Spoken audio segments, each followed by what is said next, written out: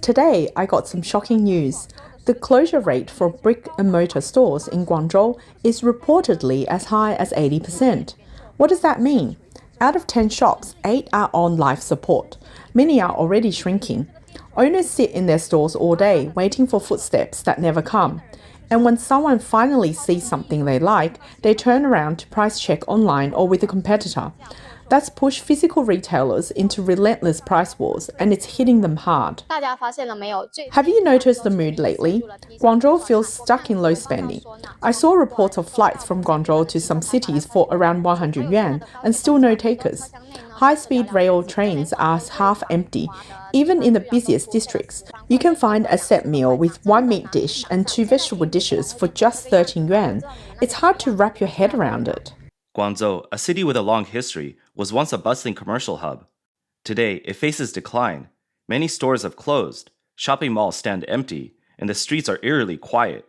The noise of busy traffic and lively crowds have vanished, leaving behind a chilling silence. Look around. Entire rows of storefronts are shuttered. Everywhere you turn, another closed sign. The Shangshazhou pedestrian street, once so crowded it was hard to move, has now become a hollow tourist spot. Locals shake their heads while visitors snap photos and leave. Reports say more than 50% of the shops here are vacant. This should be one of the top commercial CBDs in the country, but it blew a great hand. I'm at GT Land Plaza, prime Zhujiang New Town real estate, sitting on top of a busy subway line. Any one of those advantages should outclass most malls, yet look around, it's cold and empty. GT Land Plaza, once a busy shopping center, has now become a ghost mall with few customers. Many shops remain closed year-round. Its decline reflects the city's broader economic troubles. Walking through empty halls filled with shuttered stores, one wonders if this was really the thriving hub it used to be. With factories and stores closing, finding work in Guangzhou has become increasingly difficult. I keep asking myself, do I stay in Guangzhou or go back home?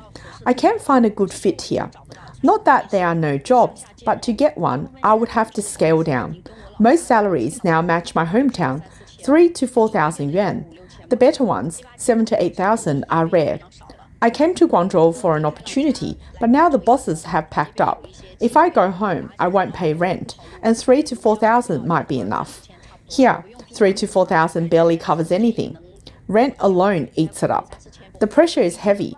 I'm 33, unmarried, no kids, and many companies pass me, worried I'll marry and leave. I'm anxious, and I honestly don't know what to do. My goodness, has the job market really gotten this brutal? A friend has been searching for almost a month with no luck. She's at Guangzhou College of Commerce. After finishing her 3rd year, she's supposed to start a year-long internship. Is it really this hard to make it in a big city? She's got a bachelor's degree, yet it feels harder than for someone with a diploma. There's a place in Guangzhou I don't want to visit again. It's 6 a.m. and it fills with workers around 50, all looking for a day's work, finding a way to survive, as they call it. While I ate breakfast, someone asked me if I was hiring. It hit me. People at an age when they should be resting are jostling for jobs that pay a few dozen yuan. They all say the same thing. Life is hard. They will take anything. By 7:30, trucks pull up with openings. People surge forward for a shot at survival. A few get picked and go.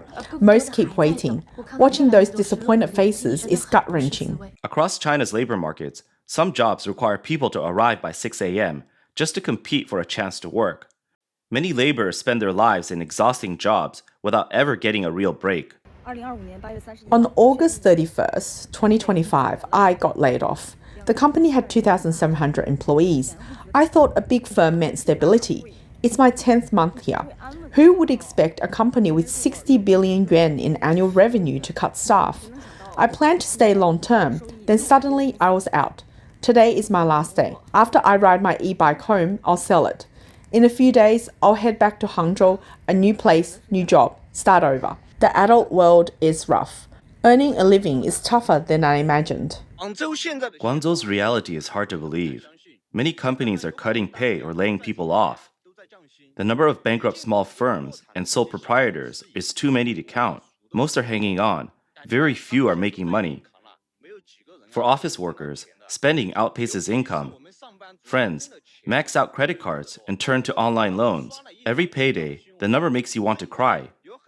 Officials keep talking about stimulating consumption, but the problem isn't willingness, it's empty pockets. Those average saving figures people cite look fine on paper, but most of us are just averaged in. For young people, forget about savings. If you have no debt, you're already ahead of many. That's Guangzhou right now. These past few days, what strikes me most when I go out is how many people are jobless. Even on weekdays, the subway is packed. Mostly young people hustling for interviews. That was a scene at 2 p.m. yesterday. So many are out during work hours, and I haven't landed a job in months. Resumes vanish into the void. Replies come only from tiny companies. I know I'm not alone. Street vending isn't rosy either, but at least I have some experience. Otherwise, at my age, I'd be washed out and headed to a factory. I chatted with a vendor friend. He used to work in education, tried to start a business, failed 2 years ago, and now runs a stall. Ordinary people without connections or resources end up as small traders. Only those who do it understand how hard it is. Behind the skyscrapers and shopping centers, many ordinary people still struggle through hardship, even as authorities tout the so-called prosperity of the era. This underpass in Guangzhou isn't a tourist spot. It's where delivery riders and laborers gather. They don't pay rent or utilities here, so they save what they can.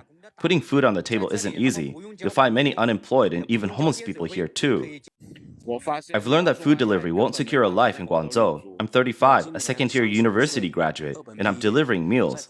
The worst outcome for someone with a bachelor's degree. My wife is the same age, also with a bachelor's, and works at a tutoring center. We're raising one child. I earn about 7,000 yuan a month. She earns just over 5,000.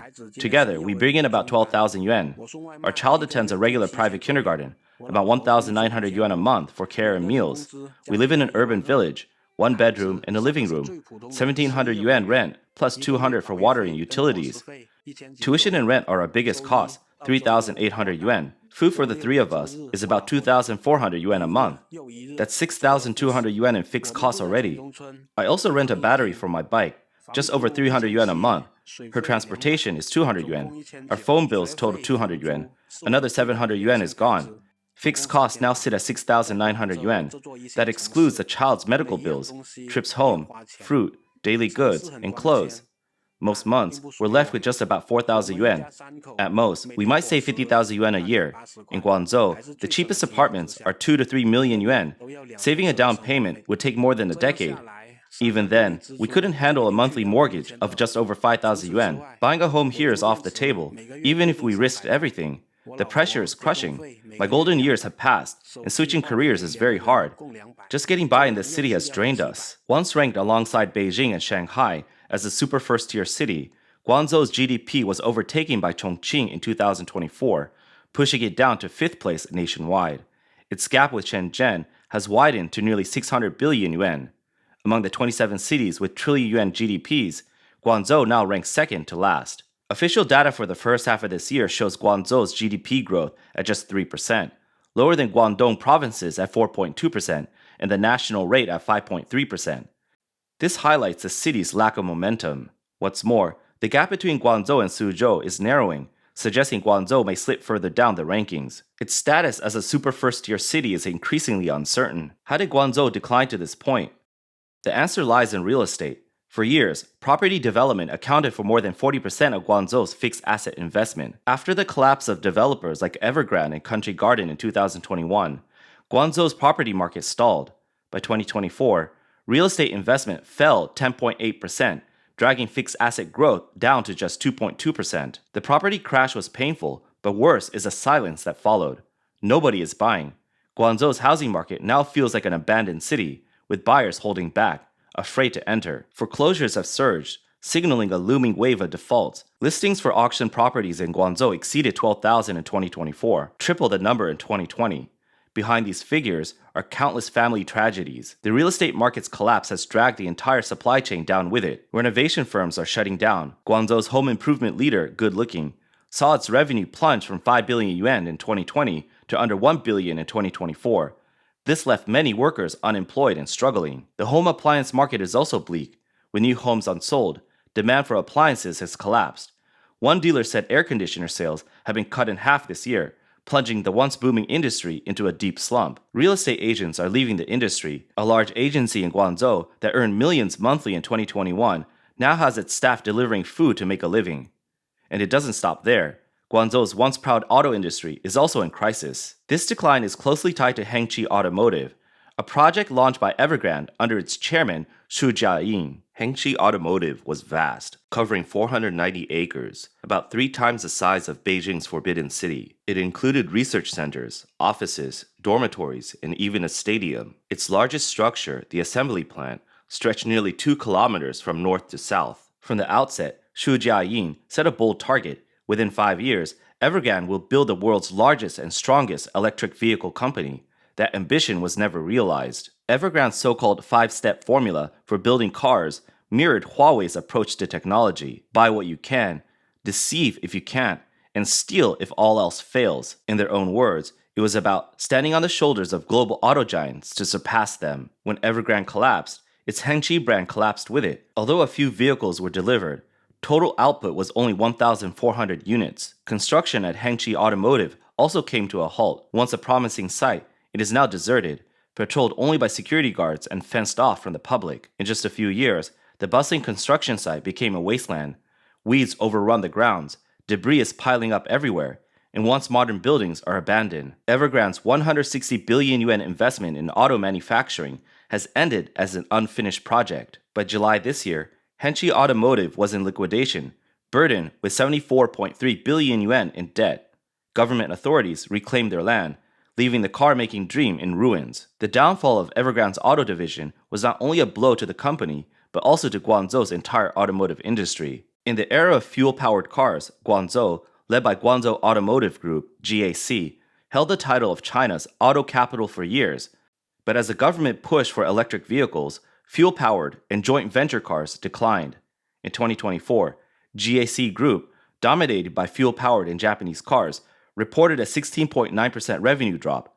Its 2 pillars, GAC Honda and GAC Toyota, saw sales fall 26.5% and 22.3%. This sharp decline hit the entire Guangzhou auto industry. In 2024, production fell 20% to 2.54 million vehicles, dropping the city to 3rd place behind Shenzhen and Chongqing. By July 2025, GAC Honda's Fit sold only 75 units, compared to more than 15,000 at its peak.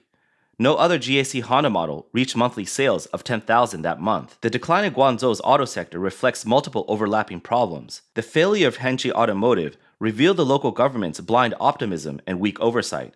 The industry's struggles are closely tied to Guangzhou's broader economic downturn. As foreign automakers shift focus overseas, supply chains are breaking, supporting firms are closing, and jobs for young people are disappearing. This cycle of industrial hollowing out and population loss is pushing Guangzhou to the margins of national competition. Even new production lines cannot solve the deeper issues of outdated technology, shrinking demand, and talent flight. The city once known as China's auto capital now exists in name only.